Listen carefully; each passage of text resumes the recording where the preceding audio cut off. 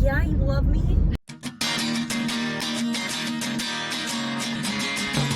Hey guys! For those of you who are new here, I'm Emily, this is Bogie, and welcome to our channel.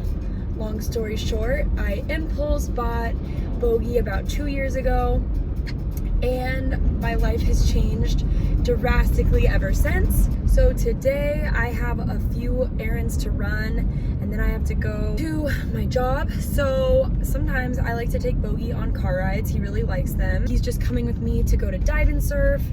That is where I'm a scuba instructor, for those of you who don't know. It's such a fun job, I love it. Here's to our little car ride. I brought Bogie's cage just in case he doesn't want to behave and wants to attack my ears the whole time. Ever since I've had Bogie, since he was 4 months old, I've had him in the car a ton, with tons of positive reinforcement, treats. He loves his travel cage and he loves the car. I was really thinking about what a cool video would be for you guys, and since we have Bogie's Instagram that makes him look so beautiful and fun and cute and perfect all the time, I thought that I would make a video about my 5 biggest mistakes I made when I first got Bogie. Well, the first mistake that I made when I got Bogie was that I would clip his wings.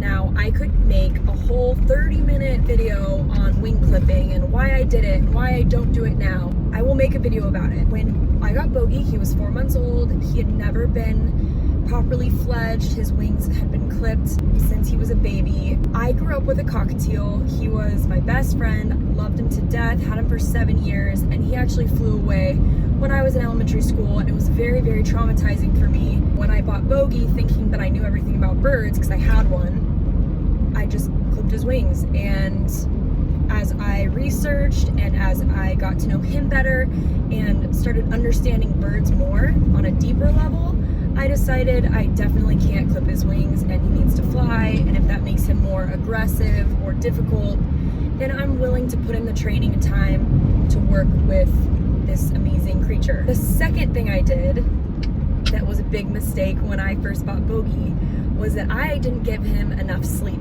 So when I first bought Bogie, I was working at a really cool sustainable mussel ranch in the middle of the ocean.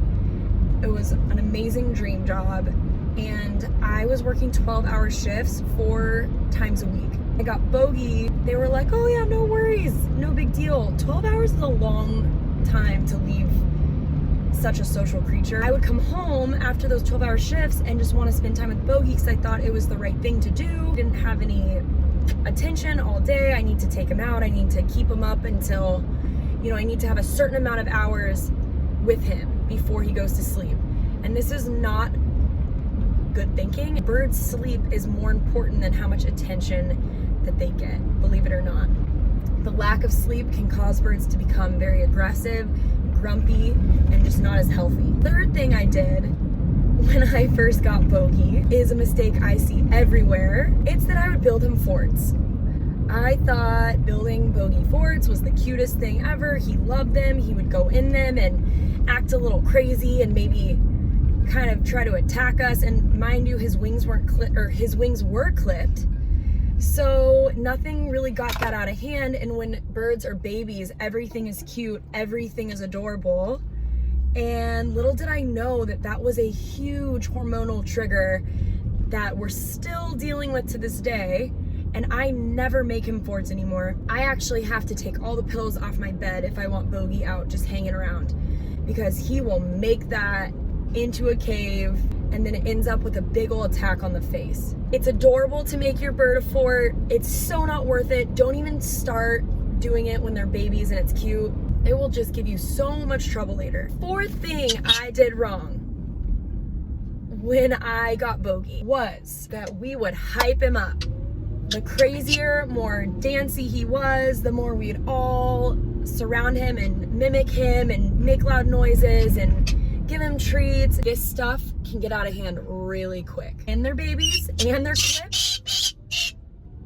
Okay, Bo, can you let me talk? Oh, like I said earlier, when you have a baby bird, damn it, Bogie, is that I do blame myself for a lot of Bogie's heightened states of manic craziness, because I did positively reinforce this behavior a lot in his first year of life. And trust me, you're not gonna have fun when your bird matures and it's not a cute fluffy little baby anymore and it's going for your face. The last big mistake that I made when I first bought Bogie was basically just my ignorance towards how complex their diets are. And I think this is probably the biggest mistake anyone makes in the bird community. Realized very quickly how bad seed diets were, so I put him on a pellet diet.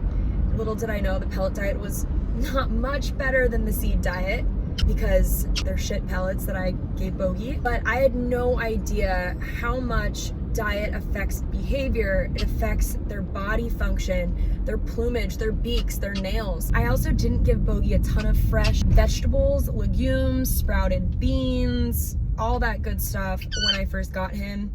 I more would let him eat off what I was eating, which is a huge problem. Now I rarely give Bogie anything I'm eating. Fruit is actually kind of a treat I give him. If I'm eating fruit, I'll let him eat the fruit, because so many, especially Galahs, have horrible fatty liver diseases and they're obese, which leads to behavioral problems, plucking, poor plumage, like everything.